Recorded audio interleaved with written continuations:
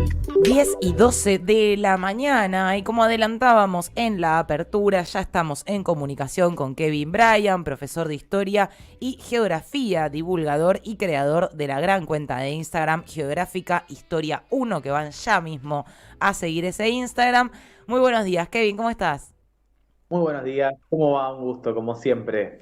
Un gusto como siempre para nosotros, la verdad, poder charlar un ratito con vos. Ya había pasado algún tiempo y teníamos así un picadito de cuestiones que teníamos ganas de charlar. En principio, bueno, lo que está pasando en Sudán.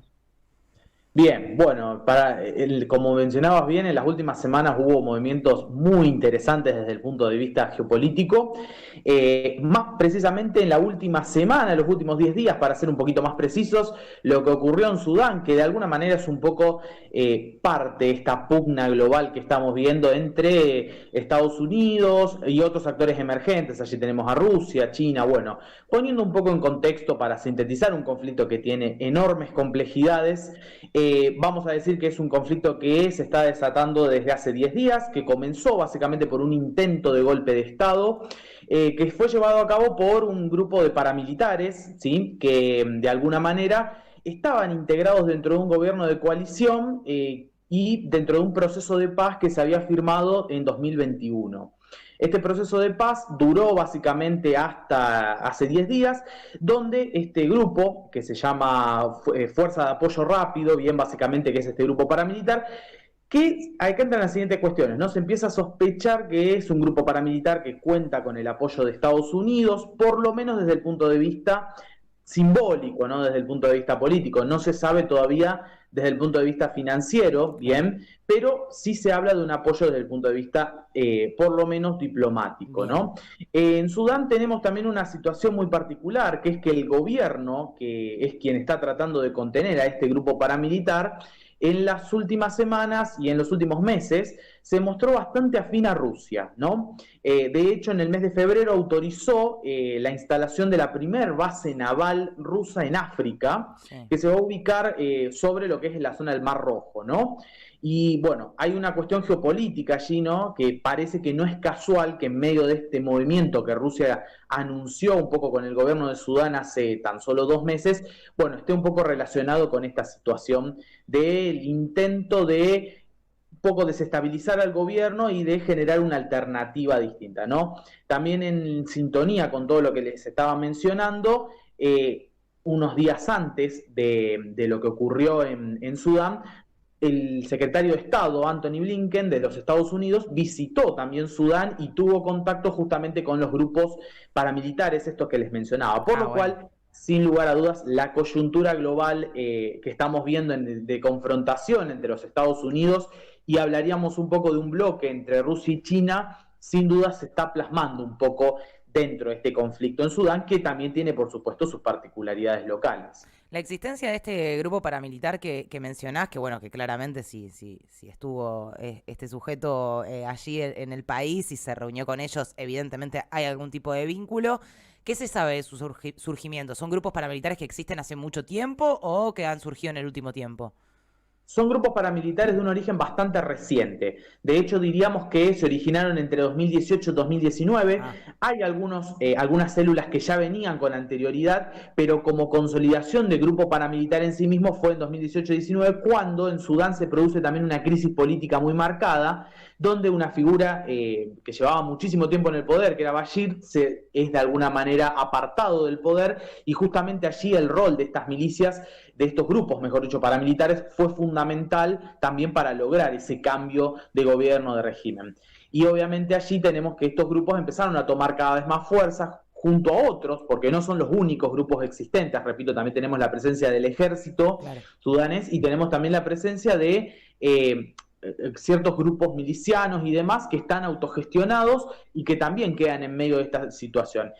Si lo vemos desde el punto de vista político, la situación siempre fue delicada en Sudán. Lo que ocurría es que desde 2021 había un acuerdo, digamos, como una especie de tregua que se venía respetando y cumpliendo. Justamente a partir de esto que yo les mencionaba, del anuncio que Rusia realiza y la visita luego del secretario de Estado de los Estados Unidos, es que se empieza a resquebrajar ese acuerdo y termina definitivamente de explotar hace solamente 10 días con el intento de golpe de Estado, concretamente de parte de este grupo paramilitar.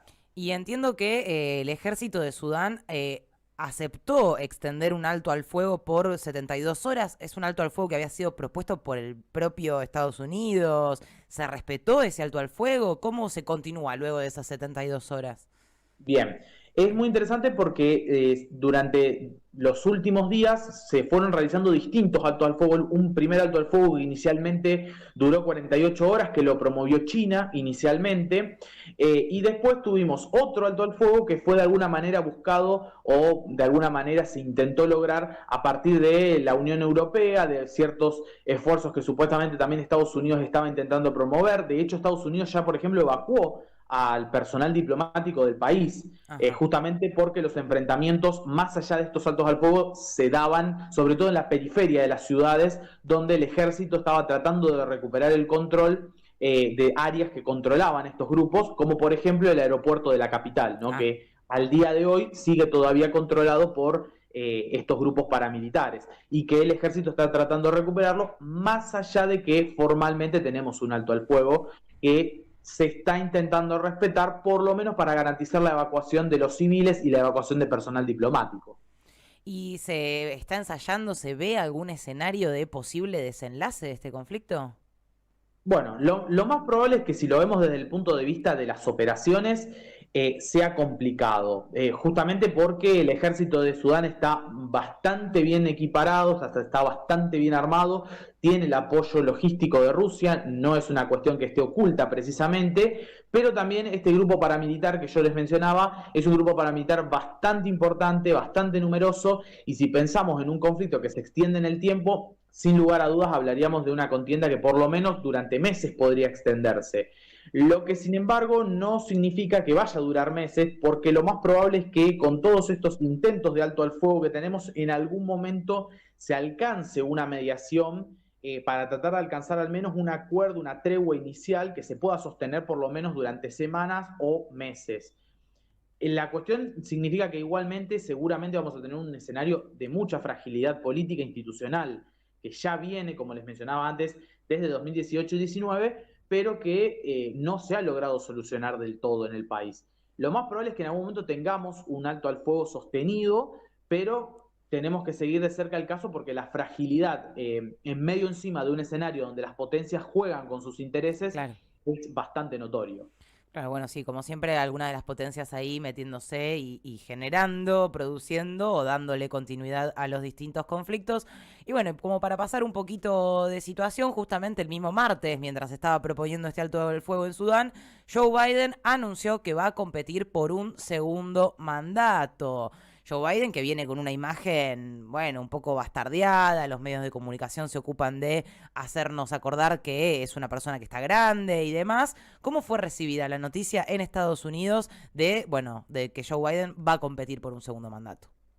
Bueno, es muy interesante la pregunta porque abre un abanico, ¿no? Y acá en este sentido de analizar desde la perspectiva de cómo lo vieron los republicanos, cómo lo vieron los demócratas y cómo lo ve la ciudadanía estadounidense en líneas generales, ¿no?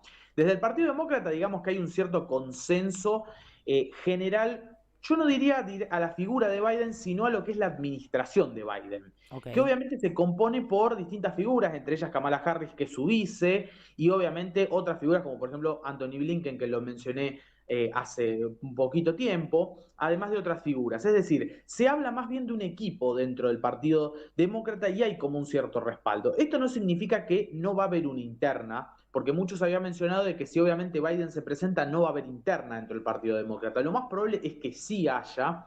Y hay por allí dando vuelta algunas figuras y algunos nombres que tienen la intención de competir. Lo más probable es que si la mayoría del Partido Demócrata decide respaldar definitivamente a Biden, es prácticamente seguro que su candidatura se va a terminar concretando. Lo que yo tengo mis dudas es si efectivamente va a terminar encabezando él o si por ahí no va a tener por ahí no va a ser alguna interna, digamos un enroque con Kamala Harris que por ahí es sí la figura más pujante teniendo en cuenta no solo su edad sino también los últimos viajes y todos los movimientos que viene realizando ella en nombre del Ejecutivo estadounidense. Claro. Entonces, yo no descartaría esa idea de un enroque potencial en ese sentido. Lo que sí, obviamente, del otro lado, del Partido Republicano, saben que la figura de Biden está bastante desgastada y demás, pero no tampoco es que se confía mucho, porque el Partido Republicano también tiene que resolver sus internas, ¿no? Hay hoy una interna muy grande dentro del Partido Republicano en relación a Trump, sobre todo, ¿bien? Que es, Sí.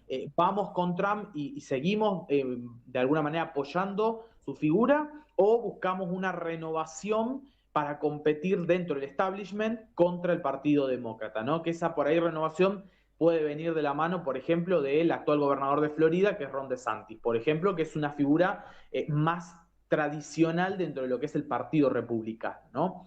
Entonces, también de alguna manera hay como cierta confianza en relación a lo que son las elecciones del 2024, pero también los republicanos tienen que dirimir primero su gran interna, ¿no? Claro. Así que el escenario está bastante atravesado por esa situación donde todavía falta bastante, falta 1 año y medio para dichas elecciones, así que me animaría a decir que más allá del anuncio que ha hecho Biden y demás, no descartaría que pueda haber algunos cambios en relación a, sobre todo el último año previo a las elecciones, donde seguramente movimientos va a haber y capaz que cambios también. Y capaz que algún que otro cambio. Bueno, y bueno, yéndonos para el otro lado, y justamente vos lo mencionabas a Donald Trump, también el día martes, a través de un mensaje de su equipo de campaña, dijo que la presidencia de Joe Biden ha sido un fracaso y no merece 4 años más para seguir destruyendo Estados Unidos.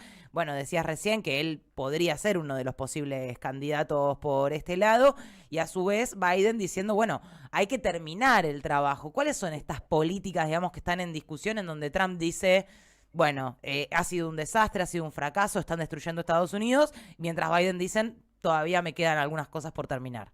Claro. Bueno, vamos a plantearlo por ahí de primero y arrancamos con el análisis desde el lado de Trump, ¿no? Sin lugar a dudas, Trump y buena parte del Partido Republicano se encolumnan en la idea de que la administración de Biden es un fracaso por varias razones. Primero, por la escasa contención de China, básicamente, que es el principal adversario geopolítico en la actualidad.